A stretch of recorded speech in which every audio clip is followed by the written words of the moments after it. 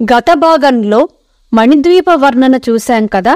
ఇక ఈ భాగం నుండి అంటే 64వ నామం నుండి 84వ నామం వరకు భండాసురుడితో జరిగే యుద్ధం, భండాసురుడి వధ వర్ణింపబడుతోంది. 64వ నామం నుండి 87వ నామం వరకు ప్రతి నామం 16 అక్షరాలతో కూడి ఉంటుంది.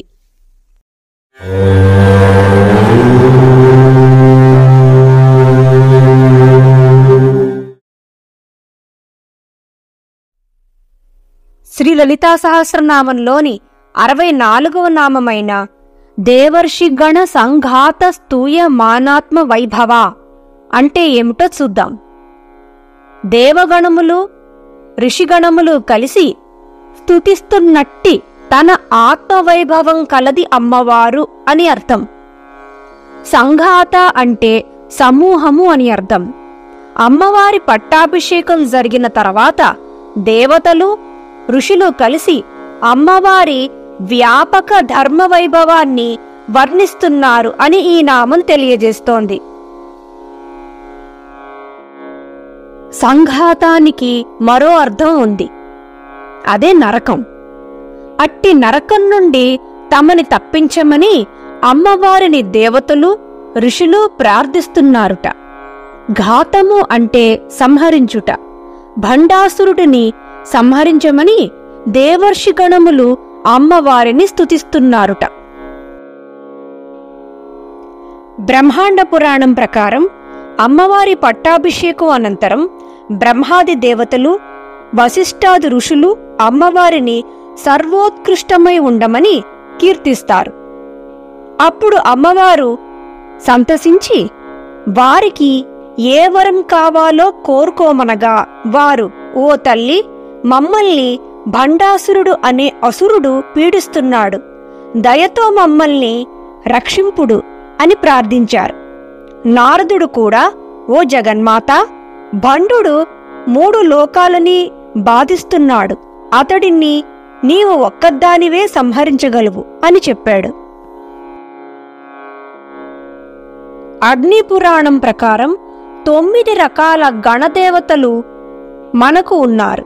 వారే ఆదిత్యులు, వీరు 12 మంది, విశ్వులు, వీరు 10 మంది, వసువులు, వీరు 8 మంది, తృషితులు, వీరు 36 మంది, భాస్వరులు, వీరు 64 మంది, అనిలులు, వీరు 49 మంది, మహారాజికులు, వీరు 7, సాధ్యులు, వీరు 12 మంది మరియు రుద్రులు, వీరు 11 మంది. మొత్తం దేవగణాలు 209 మంది.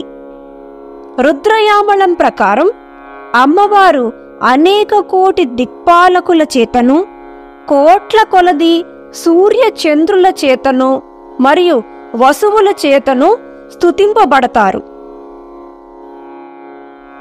మన ఇంద్రియాలే దేవగణాలు, మన ఆలోచనలే ఋషిగణములు. మన ఇంద్రియాలు ఆలోచనలు కలిసి అంతర్ముఖమై మన లోపలే నివాసమున్న అమ్మవారిని స్తుతించాలి అని కూడా ఈ నామం మనకి తెలియజేస్తోంది. సమస్త ప్రాణుల యందు ఆత్మ చైతన్య రూపమై ఉంటుంది. అటువంటి చైతన్య రూపమైన అమ్మవారిని తెలుసుకొని స్తుతించమని కూడా ఇక్కడ చెప్పబడుతోంది. భాషలోని అచ్చులను దేవగణములు అని అంటారు. అలాగే హల్లులను ఋషిగణములు అని వ్యవహరిస్తారు.